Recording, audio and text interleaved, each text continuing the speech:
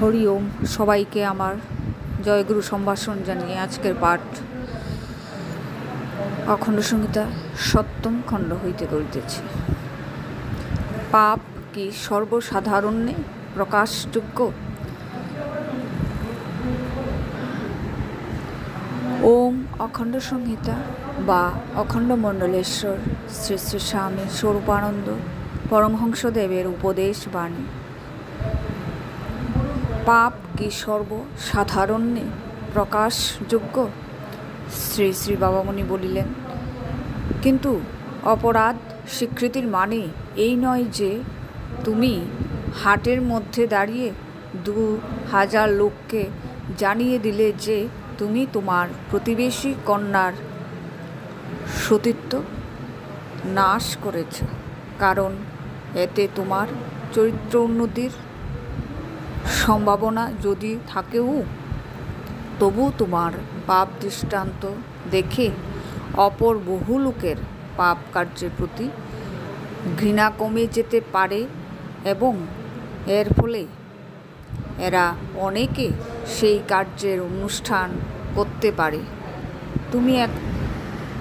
তুমি একখানা বই ছাপিয়ে তোমার জীবনের কুকীর্তিসমূহ প্রচার করে দিলে তোমার যদি চরিত্র উন্নতির সম্ভাবনা কিছু থাকেও বা তবু তোমার জীবনের অনেক ঘোর সংবাদ জেনে সাধারণ বহু লোক এমন সব পাপের অনুষ্ঠানে কৌতূহলী হতে পারে যেসব পাপ অনুষ্ঠান সম্বন্ধে তাদের কোনো কৌতূহল বা ধারণা মাত্রও ছিল না। সুতরাং তোমার নিজের এতে উপকার কিছু হোক বা না হোক, এমনভাবে তুমি তোমার পাপ কার্যের কথা প্রচার করে বেড়াতে পারো না যাতে পরোক্ষভাবেও সমাজের লোকের অনিষ্ট সাধিত হতে পারে। যেমন একজন গণিকা তার দৈনিক জীবন কাহিনী সর্বসাধারণের নিকট প্রচার করতে অধিকারিণী নয়, সাহিত্যের দোহাই দিয়েও নয়, সরলতার দোহাই দিয়েও নয়। আত্মা অপরাধ বর্ণন কাহার নিকটে সঙ্গত?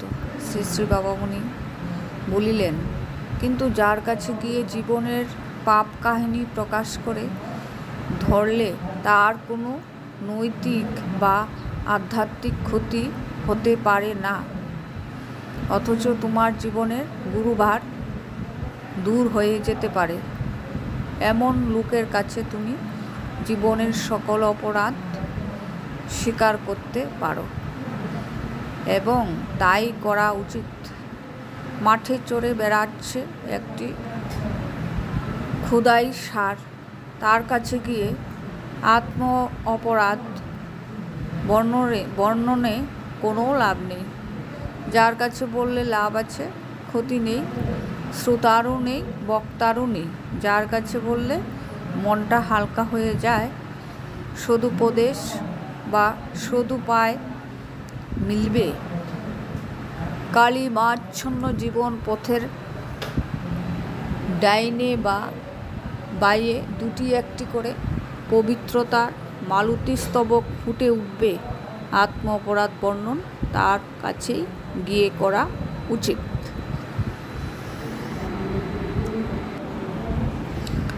আত্ম অপরাধ বর্ণনকারীর মনোভাব। শ্রী শ্রী বাবামণি বলিলেন, শুধু অপরাধগুলি নিখুঁতভাবে বর্ণনা করলেই হলো না, তদুচিত মনোভাব সঙ্গে থাকা চাই। গড় গড় করে জীবনের সব কথা বলে ফেলছি, দেখি আমি কত সরল, এরকম ভাব যেন অন্তরে না থাকে। কেমন আমি সব ঘটনার নিখুঁত বর্ণনা করে যাচ্ছি। আমার সত্যবাদ ব্যক্তিত্ব, আমার বর্ণনার পারস্পর্য গান, আমার বর্ণনা ভঙ্গির কবিত্ব, এইসব লক্ষ্য করলে কে আমাকে না প্রশংসা করত? এই ভাব নিয়ে নয়, আমি যে জেগে উঠেছি এবং ঘুমের ভিতরের স্বপ্নকে স্বপ্ন বলেই বুঝেছি, সেই অনুচিত স্বপ্নের জন্য যে আমি দুঃখিত, এর পুনরাবৃত্তি প্রতিরোধ করতে যে আমি চাই, প্রতিরোধের জন্য যে কোনো সঙ্গত উপায়ের নির্দেশ পেলে আমি যে সেই উপায়কে প্রাণপণ বলে অবলম্বন করব, এই সংকল্প নিয়ে আত্ম অপরাধ বর্ণন সঙ্গত। অন্যায়ের জন্য যথার্থ অনুতাপ, অন্যায়কে বর্জনের জন্য গভীরতম আবেগ এবং অন্যায় বর্জনের আবশ্যকীয় কর্মপ্রণালীর উপর সুদৃঢ় শ্রদ্ধা নিয়ে কেউ যদি আত্ম অপরাধ বর্ণন করে তবে সুফল হয়। অপরাধের জন্য অন্তরে লজ্জা থাকা চাই, কিন্তু বর্ণনে লজ্জা বর্জন করা চাই। কারণ অপরাধের কথা স্বীকার করার প্রকৃত মানে এই যে, কালকে আমি মূর্খ ছিলাম বলে বিনা দ্বিধায় যার অনুষ্ঠান করেছি, আজ আমি কিঞ্চিত জ্ঞান লাভ করেছি বলেই তাকে অন্যায় বলে বুঝতে পেরেছি। হরি ওম। সবাইকে আমার জয়গুরু জানিয়ে আজকের পাঠটি এখানে শেষ করছি।